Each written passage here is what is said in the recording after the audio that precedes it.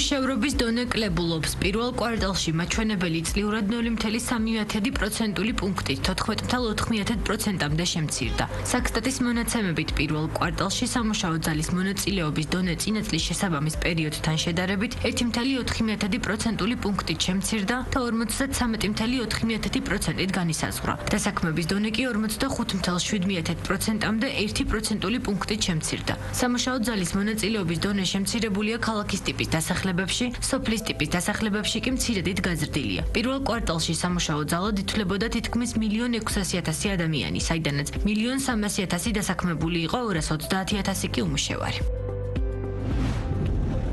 მთავრობა სახელმწიფო ტენდერებზე საჩივრის შეტანის საფასურის გაზრდას აპირებს. ცვლილება სახელმწიფო შესყიდვების შესახებ კანონში შედის, რომელიც პარლამენტში აინიცირებული. კანონ პროექტით საჩივრის საფასური ისევ შესყიდვის სავარაუდო ღირებულების 2% იქნება, თუმცა დგინდება ახალი მინიმალური და მაქსიმალური ზღვარი. მინიმალური 500 ლარი იქნება, მაქსიმალური კი 1000 ლარით განისაზღვრება. ამასთან სატენდერო პირობების გასაჩივრება ისევ უფასო რჩება. იმ შემთხვევაში კი თუ საჩივარი დაკმაყოფილდება, გადახდილი საფასური სრულად ბრუნდება. მთავრობის შეფასებით არსებული სისტემა ზოგ შემთხვევაში ხელს უწყობს დაუსაბუთებელი საჩივრების ზრდას, რაც აფერხებს ტენდერების პროცესს და ზრდის ადმინისტრაციულ დატვირთვას. ცვლილების ამოქმედება 2026 წლის სექტემბრიდან იგეგმება.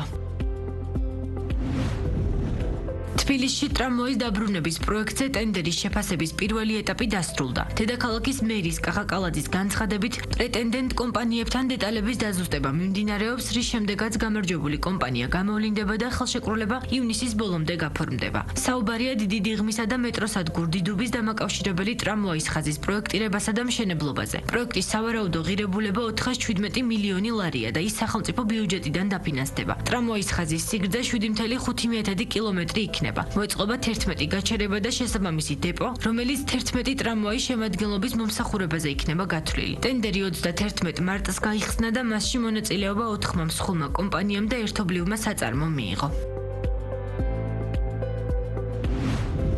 საქართველოში სარკინიგზო გადაზიდვები შემცირდა.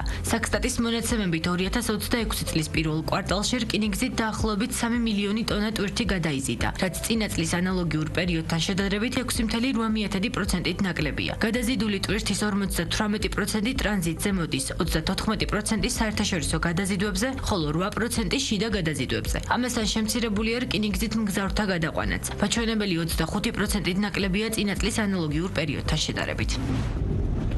საქართველოს ნავსადგურებში ტვირთ ბრუნვა გაიზარდა. 2026 წლის პირველ კვარტალში ტერმინალებმა 4,300,000 ტონა ტვირთი გადაამუშავა, რაც წლიურად 20%-ით გაზრდილი მაჩვენებელია. გადამუშავებული ტვირთის თითქმის ნახევარი გენერალური, ანუ ზოგადი სახის იყო. 30% თხევადი, 20% კი ნაყარი ტვირთია. იანვარ-მარტში ნავსადგურებსა და ტერმინალებში შემოვიდა 401 გემი, რომელთა 52% იყო ზოგადი სახის ტვირთის გადამზიდი, 19% კი თხევადი და კონტეინერმზიდი. დანარჩენი მყარ ტვირთ მზიცა და სპეციალიზებულ გემებზე მოდის. 2026 წლის პირველ კვარტალში საქართველოს აეროპორტები 1,600,000 მგზავრს მოემსახურა, რაც 4%-ით მეტია წინა წლის ანალოგიური პერიოდის მაჩვენებლებთან შედარებით. აეროპორტებში მგზავრთა ნაკადის ძირითადი ნაწილი 93%-ზე მეტი რეგულარულ ფრენებზე მოდიოდა. იანვარ-მარტში საქართველოს აეროპორტებიდან 7,000-ზე მეტი რეისი შესრულდა, რაც წლიურად 21%-ით გაზრდილი მაჩვენებელია. ქართულ საცხენოსნო ტურიზმის პლატფორმაზე ქვეყნების ჩამონათვალი იზრდება. სტარტაპის ინფორმაციით წელს პლატფორმას ინდოეთი, იტალია და თურქეთი დაემატა, ხოლო მოლაპარაკებები არგენტინასთანაც მიმდინარეობს. როგორც კომპანიაში აცხადებენ, მზარდია როგორც პარტნიორი მერჩანტების, ასევე ჯავშნების რაოდენობა. გასული წლის ანალოგიურ პერიოდთან შედარებით ჯავშნები 195%-ით არის გაზრდილი. ყველაზე მაღალი მოთხოვნა საქართველოს ბაზარზე ფიქსირდება, ასევე გაზრდილია ქართულ მომხმარებელთა რაოდენობაც. ამ ეტაპზე Horse Tours G-ზე ცხენოსნობის ტურებით 9 ქვეყნის მიმართულებით არის ხელმისაწვდომი. კომპანიის მიზანი ინდუსტრიის დიჯიტალიზაცია და მომსახურების ხელმისაწვდომობის გაზრდაა.